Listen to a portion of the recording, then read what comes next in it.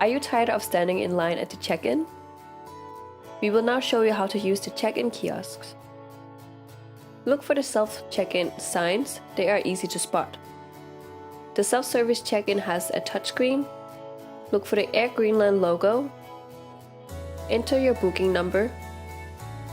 Your reservation will appear on the screen. If you are traveling with luggage, you must now choose the amount you want to check in. The kiosk will print your luggage tags. Your boarding pass will be printed. Please have it ready for the security check. Put the luggage tags on the handle of your luggage. Remove the small label and place it on your boarding pass. Put the luggage tags through the handle and remove the stickers so the two ends will attach to each other. It must be placed specifically on the luggage handler of which one carry the luggage. Hand in your luggage at the backdrop counter. When in doubt, please don't hesitate to contact our friendly staff. Remember to hand in oversized luggage at the outside counter.